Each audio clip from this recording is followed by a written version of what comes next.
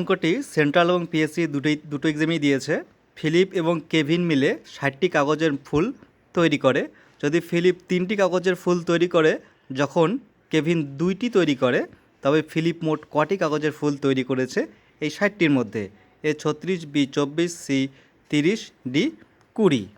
মোট ফুল কটি দুজনে মিলে তৈরি করেছে? 60টি। ঠিক আছে, এবার দেখো ফিলিপ যখন তৈরি করে 3টি, সেই একই সময়ে কেভিন কয়টা তৈরি করে? কেভিন তৈরি করে 2টি। তার মানে দেখো টোটাল একই সঙ্গে যদি তৈরি করে, তাহলে যখন ফিলিপ 3টা তৈরি করবে আর তখন কেভিন তৈরি করবে 2টো। তাহলে দেখো 3, 2, 5, টোটাল যদি 5টা তৈরি হয়, তাহলে এই 5টার মধ্যে ওই একই সময়ে ফিলিপ কয়টা তৈরি করবে? 3টি। এবার টোটাল তৈরি করেছে দুজনে মিলে কয়টি? 60টি।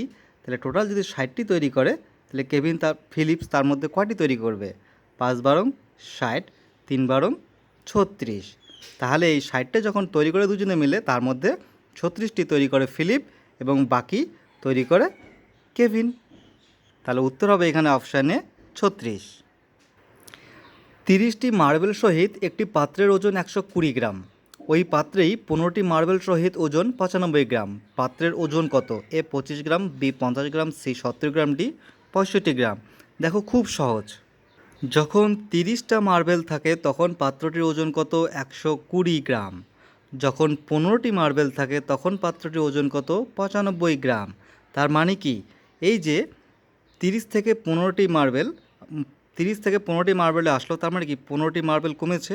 এই 15টি মার্বেল কমার জন্য কত গ্রাম ওজন কমেছে? 5 আছে 10 পুরাতে 5, 9 এরকে 10, কত? 25। তাহলে 15টি মার্বেলের ওজন কত হচ্ছে? 25 গ্রাম। তাহলে 15টি মার্বেলের দাম যদি 15টি মার্বেলের ওজন যদি 25 গ্রাম, তাহলে টোটাল 30টি মার্বেলের ওজন কত হবে? দেখো 15টি মার্বেলের ওজন 25 গ্রাম, 30টি মার্বেলের ওজন কত হবে? 50 গ্রাম। তাহলে এখন যদি আমি পাত্রটি থেকে টোটাল মার্বেলের ওজন বিয়োগ করি, তাহলে কি বের হয়ে যাবে আমাদের? পাত্রটির ওজন। তাহলে টোটাল পাত্রটির ওজন কত গ্রাম?